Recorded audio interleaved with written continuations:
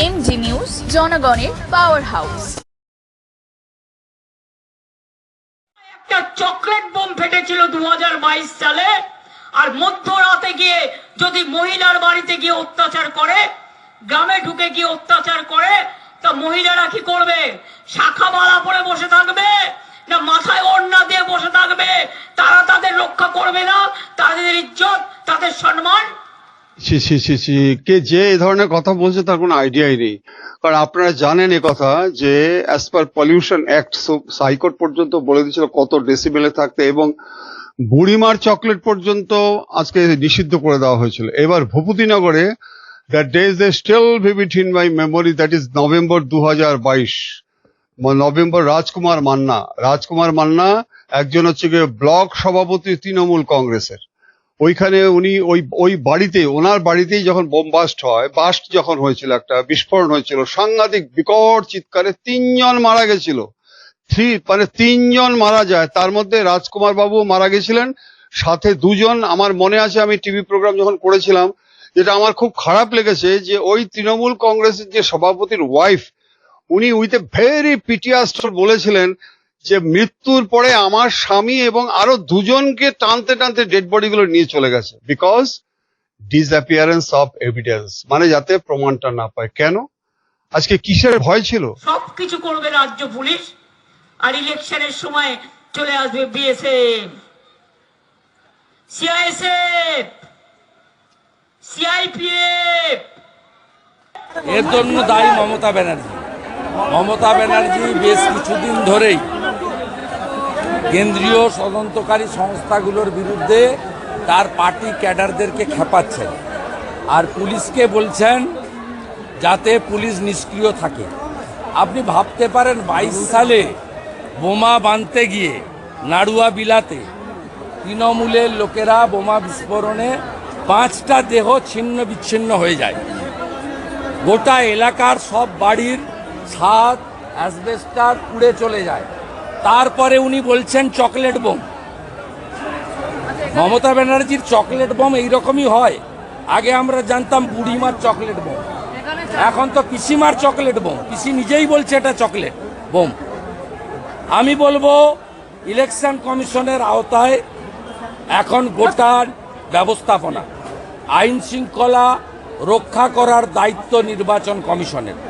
অবিলম্বে রাজ্যের DGP, ADG law and order, SP Purba Medinipur, OC Bhupatinagar, SDPO Kanthi immediate sack করা। Vote হয়ে যাওয়ার পর ভালো করে পাহারা দিতে হবে। বিজেপি প্ল্যান নম্বর 1, যারা পাহারা দেবে তাদের টাকা দিয়ে কিনে নেওয়া। 2, কিছু খাওয়ানোর নাম করে ঘুম পাড়িয়ে দেওয়া। 3, লোডশেডিং করে দিয়ে বাক্স দখল করা এবং চিপ ঢুকিয়ে দেওয়া। আমরা আগে চিপটা মমতা ব্যানার্জির মাথায় ঢুকাবো। আমি বাংলায় আছি বলে বিজেপির খুব রাগ। যেন প্রকারণে তৃণমূলকে হারানো ওদের উদ্দেশ্য। ওদের লজ্জা ঘৃণা ভয় 3 থাকতে নয়। কানে দিয়েছে তুলো আর পিঠে বেঁধেছে কুলো। আর যত পারো সিবিআই কে দিয়ে কিলো, এনআইএ কে দিয়ে কিলো, ইনকাম ট্যাক্স কে দিয়ে কিলো, ইডি কে দিয়ে কিলো। ওদের জিজ্ঞেস করুন একটা এনআইএ বালিশে কত কিলো থাকে। বিরোধী, সংবিধান বিরোধী কথা বলছেন। এনআইএ এমন একটি সংস্থা যাকে দেশ বিরোধী এবং দেশের ভিতরে থাকা রাষ্ট্রদ্রোহীদের বিরুদ্ধে ব্যবস্থা নেওয়ার জন্য স্বাধীনতার পরে দেশের সরকার তৈরি করেছিল। সংবিধান স্বীকৃত একটি সংস্থা যার কাজ হচ্ছে ভারত মাকে সুরক্ষিত করা এবং ভারতের ভিতরে থেকে যারা দেশকে দুর্বল করতে চায়, সেই পিএফআইর মতো সংস্থা, সিমির মতো সংস্থা, হিজবুল মুজাহিদিনের মতো সংস্থা, আইএসের মতো সংস্থা, এদের বিরুদ্ধে ব্যবস্থা নেওয়ার কাজটা এনআইএকে দিয়েছে সংবিধান। মমতা ব্যানার্জি যে ভাষায় এনআইএকে আক্রমণ করেছেন, ভারতবর্ষের সংবিধান যা বাবা সাহেব আম্বেদকর দিয়েছে তাকে আক্রমণ করার সামিল বলে আমি মনে করি।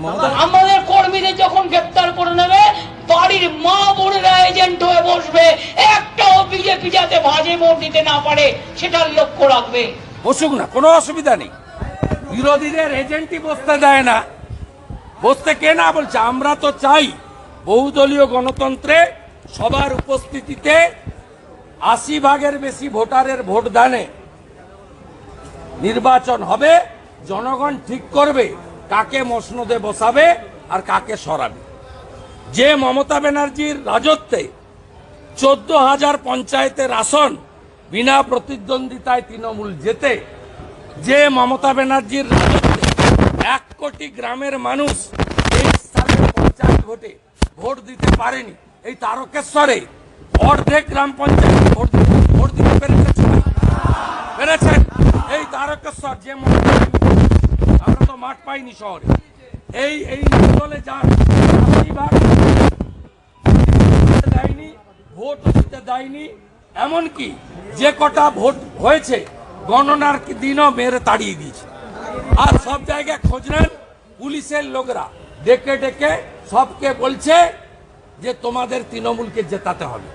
মমতা ব্যানার্জি উত্তর দিনাজপুরের হেমতাবাদের সভা থেকে উস্কানি দেন। রাম জন্মভূমি রাম নবমী এলেই মমতা ব্যানার্জি উস্কানি দেন বিভাজনের রাজনীতি, সংখ্যালঘুদের ভোট নেওয়ার জন্য রাজনীতি। এবারেও রামনবমী আসছে, আজ থেকে দাঙ্গা দাঙ্গা এসব শব্দ বলতে শুরু করেছেন। গতবারে মমতা ব্যানার্জির উস্কানিতে রামনবমীর শোভাযাত্রা ডালখোলাতে, হাওড়ার শিবপুরে এবং হুগলির রিষড়াতে আক্রান্ত হয়েছিল। তাই সবাই মিলে জোট বেঁধে মমতা ব্যানার্জির এই বিভাজনের রাজনীতি থেকে নিজেদেরকে সতর্ক রাখবেন। তৃণমূলের বিসর্জন হচ্ছে তো দেখছেন না, পায়ে কাঁটা ফুটে দিয়েছি। প্রত্যেক মিটিং এ লাফাচ্ছে, প্রত্যেক মিটিং এ লাফাচ্ছে, মাথার ঠিক নাই। এই হেলিকপ্টার রানীকে, আকাশ রানীকে এবারে বাই বাই করতে হবে।